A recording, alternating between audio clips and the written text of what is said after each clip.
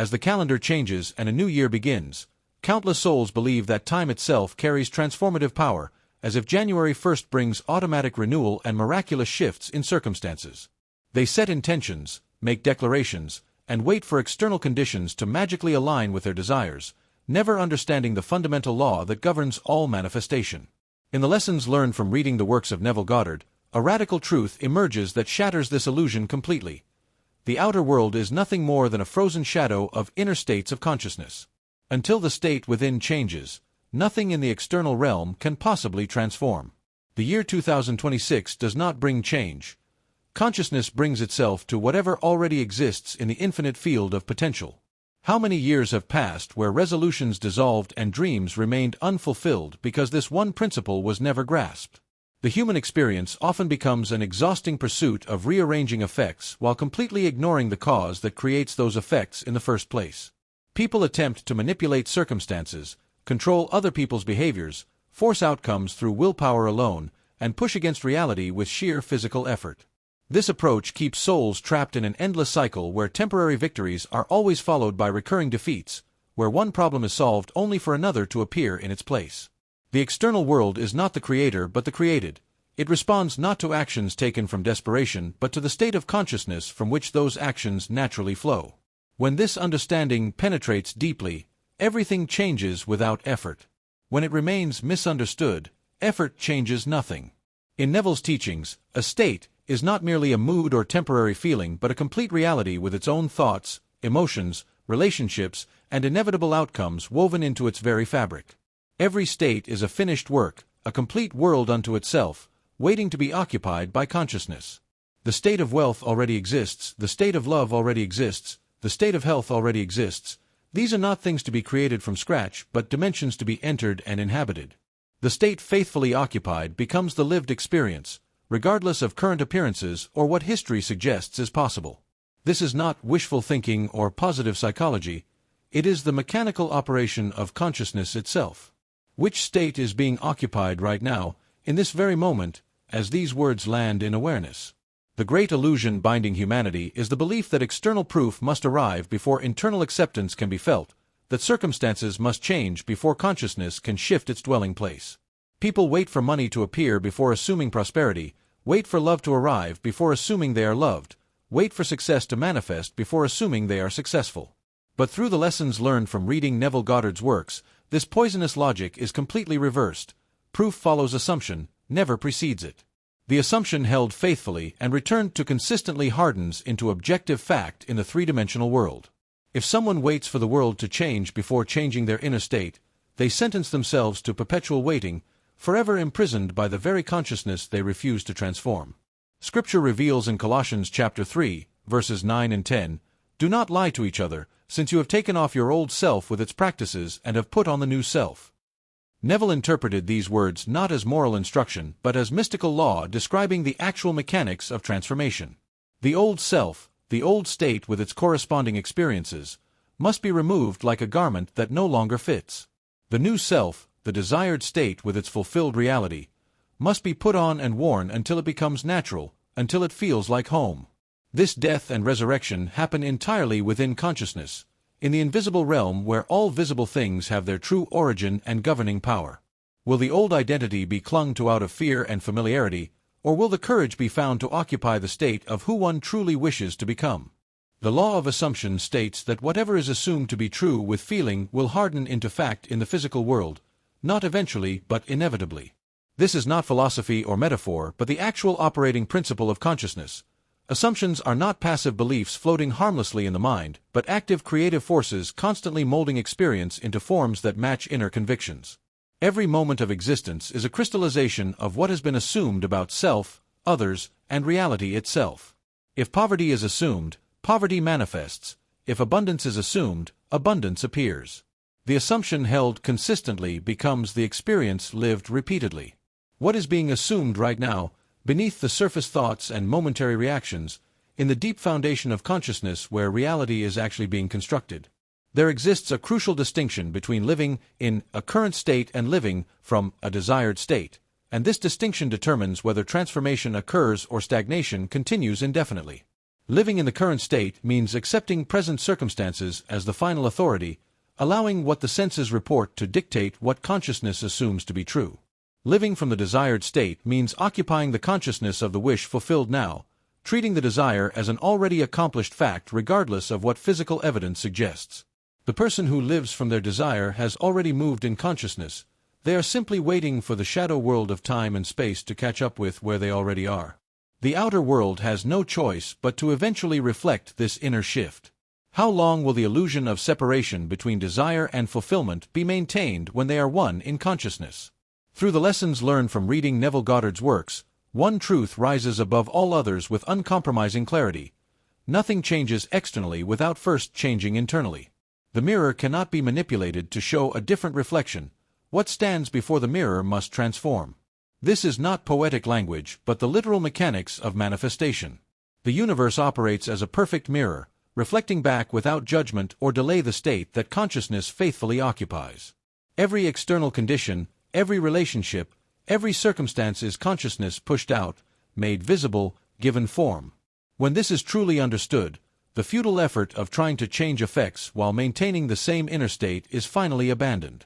The only work that matters is the inner work of occupying a new state. Dr. Bruce Lipton's research in epigenetics reveals that cells respond not to fixed genetic programming but to signals from their environment, including the beliefs held in consciousness. The body itself is listening to what is being assumed, reshaping itself according to the inner narrative being told and retold. When someone assumes limitation, the body receives signals of limitation. When abundance is assumed, the body receives signals of abundance. This scientific validation confirms what Neville taught decades earlier, that consciousness is the only reality and the physical world, including the physical body, is its faithful servant. The cells are waiting for new instructions. The environment is waiting to reorganize. The question is whether new instructions will be given or whether the same old state will be occupied year after year, decade after decade, until the final breath. There is a natural interval between inner assumption and outer manifestation, a merciful lag that prevents every fleeting thought from instantly crystallizing into physical form. This delay creates the illusion that imagination and reality are separate domains, but they are one. Imagination is reality in its formative state, and physical reality is imagination hardened into fact. During this interval of time, faithfulness is tested. Will the new state be maintained when circumstances contradict it, or will it be abandoned at the first sign of opposition? Persistence is not exhausting effort but gentle loyalty, returning again and again to the feeling of the wish fulfilled until it becomes the natural dwelling place of consciousness. How many desires have been abandoned just before they were about to manifest, simply because the state was not occupied long enough for the outer world to catch up? To occupy a state is to think from it, not about it, and this subtle shift in perspective changes everything about how manifestation unfolds in lived experience. When someone thinks about wealth, they confirm their separation from it. When they think from wealth, they assume its possession as a present reality. This requires a radical reorientation of consciousness, feeling now what would be felt if the desire were already accomplished, seeing through the eyes of the fulfilled state rather than looking at it from a distance. In the silence of imagination, where all things exist before taking physical form, the senses can be redirected to experience the desired reality as if it were already here. What would be seen, heard, and touched if the wish were already fulfilled? Dwelling in that imagined reality until it feels more natural than the so-called actual reality is the key that unlocks all transformation. Why settle for thinking about the desire when consciousness can actually live from its fulfillment right now? The golden thread running through all of Neville's teachings is the feeling of the wish fulfilled, and this feeling is not manufactured emotion or forced positivity but a quiet inner knowing that what is desired is already possessed. If something is truly owned, would there be begging for it, worrying about it, or forcing it to appear? Of course not. There would be relaxation into peaceful certainty, the same naturalness felt about anything already in possession. This feeling is cultivated through imaginal acts, constructing a scene that implies the wish is fulfilled and repeating it with sensory vividness until it produces the natural sense of having. The scene does not need to be elaborate. It needs only to imply fulfillment and be felt deeply enough that consciousness accepts it as real. When the feeling becomes natural, manifestation becomes inevitable. How much longer will the feeling of lack be chosen over the feeling of fulfillment when both are equally available in consciousness right now? Many fear that occupying the desired state in imagination means abandoning action in the physical world, that living from the end somehow promotes passivity or delusion. But through the lessons learned from reading Neville Goddard's works, it becomes clear that right action flows naturally and effortlessly from the changed state, not as struggle but as inspiration, not as force but as synchronicity. When consciousness occupies the state of the desire fulfilled, appropriate actions become obvious and require no exhausting effort to perform. Doors open, opportunities appear, people show up at the right time, all because the inner state has shifted and the outer world is rearranging itself to match. The person living from their fulfilled state moves through the world differently, makes different choices, speaks differently, and naturally attracts different circumstances. Is the current way of living producing the desired results, or is it time to occupy a completely different state and watch how everything reorganizes around it? The inner conversation, the silent thoughts repeated endlessly throughout each day, reveals the state being occupied at the deepest level of consciousness. If the internal monologue is filled with complaint, limitation, self-doubt, and defeat, that is the reality being woven moment by moment, word by word. The year 2026 will not change anything if the inner dialogue remains unchanged, if the same old story is being told internally day after day. Transformation begins when the internal narrative is revised to match the story of the wish fulfilled, when consciousness speaks to itself as the person who already has what is desired. This is not lying to oneself, it is telling the higher truth, the truth of imagination rather than the limited truth of current circumstances. Every thought is a seed being planted in consciousness. What kind of harvest is being prepared by today's inner conversation? In Romans chapter 6, verse 4, Paul writes, "We were therefore buried with him through baptism into death, in order that, just as Christ was raised from the dead, we may live a new life." Neville saw this scripture not as religious doctrine but as the mystical pattern of all manifestation. The old assumption must die so the new assumption can live. Every transformation requires this death, this burial of the old state with its corresponding identity, beliefs, and experiences. The resurrection that follows is the new state coming fully alive, taking over consciousness completely, becoming the new normal. This death and resurrection are not future events but present possibilities available in every moment. Is there willingness to let the old self die, to truly let it go without clinging or looking back, so the new self can be resurrected and lived from fully? The greatest obstacle to occupying a desired state is the tyranny of the physical senses, which constantly testify that the desire is not yet fulfilled, that circumstances are fixed, that change is impossible. What is seen, heard, and touched screams loudly that reality is as it appears and cannot be otherwise. But in the lessons learned from reading Neville Goddard's works, a liberating truth emerges. The senses only report the past, showing the hardened forms of yesterday's consciousness, not the living potential of today's assumptions. If present appearances are allowed to dictate inner assumptions, consciousness locks itself in an endless loop, perpetually recreating what it claims to want to escape. The senses are faithful reporters but terrible prophets. They tell what was, not what can be. How much longer will the testimony of the senses be given more authority than the testimony of imagination, when imagination is where all physical things are born?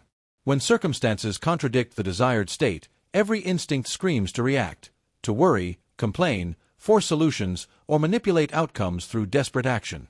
This reaction is the old state reasserting itself, trying to pull consciousness back into familiar patterns of thinking and feeling. But reaction confirms the old reality. Response from the new state transcends it completely. The person who has truly occupied their desired state does not react to appearances of lack because they do not perceive lack. They see only the temporary shadow of what is dissolving before their inner knowing. This does not mean ignoring practical responsibilities, but handling them from a completely different state of consciousness. Can the difference be felt between reacting from fear and responding from fulfillment, even when external circumstances look identical? Neville acknowledged that returning to old states is natural and should be expected. Consciousness oscillates between states until the new becomes habitual through repetition and faithfulness. Falling back into doubt, fear, or the feeling of lack is not failure but part of the process of stabilization. What matters is not perfection but persistence.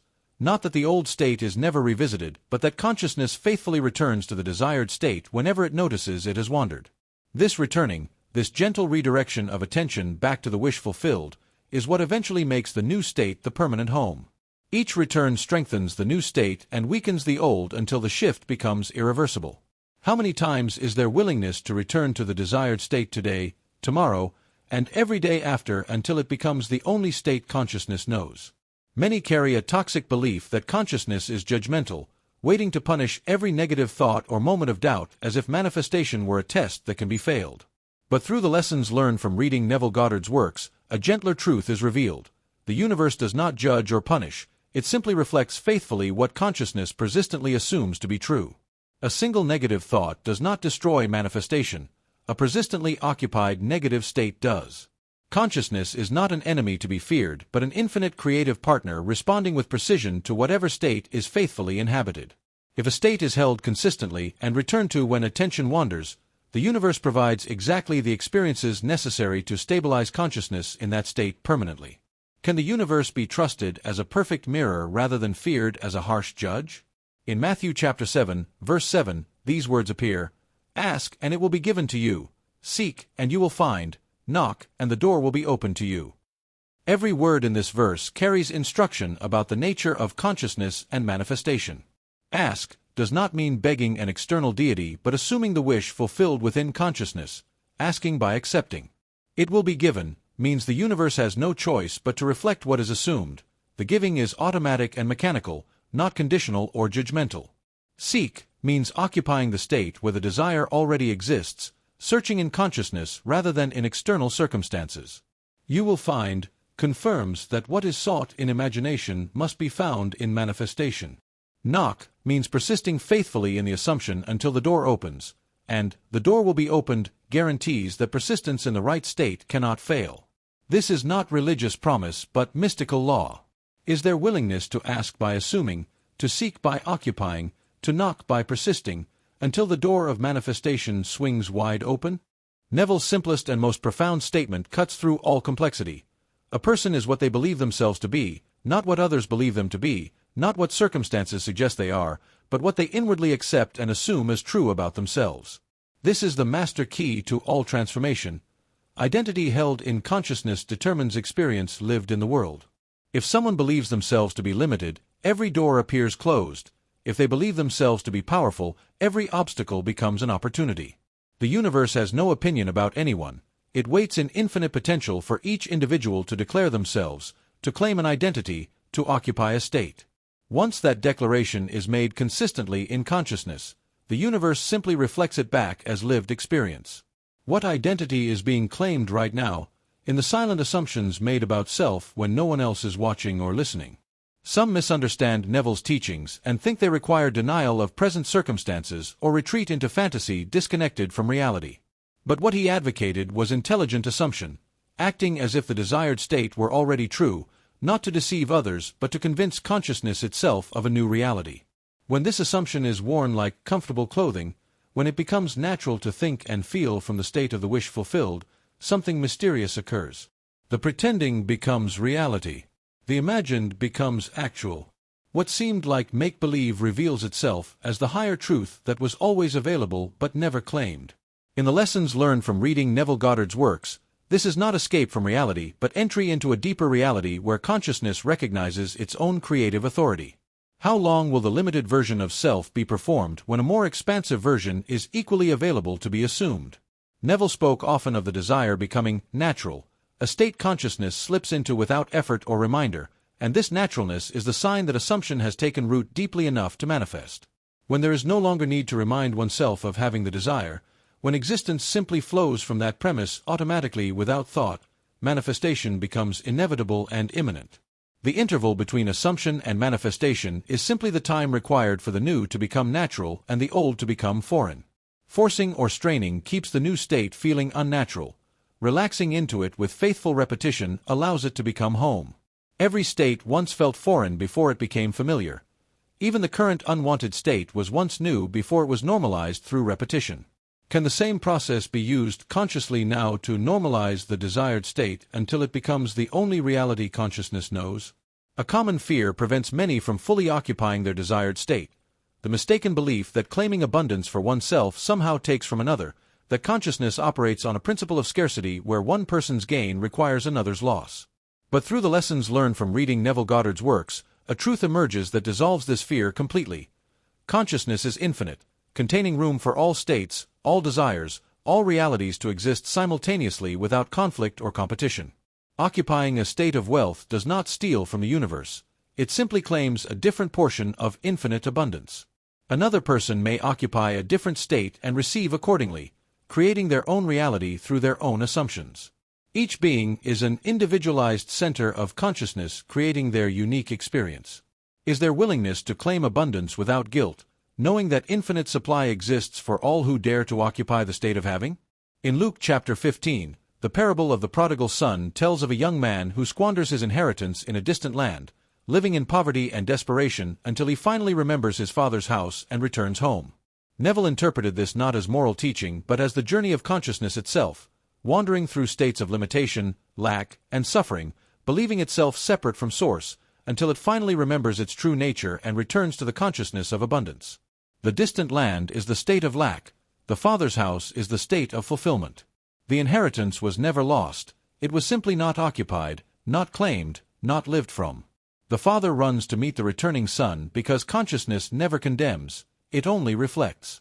The moment the state is changed, the reflection changes immediately. Every soul is the prodigal son, and the desired state is the father's house waiting with open arms.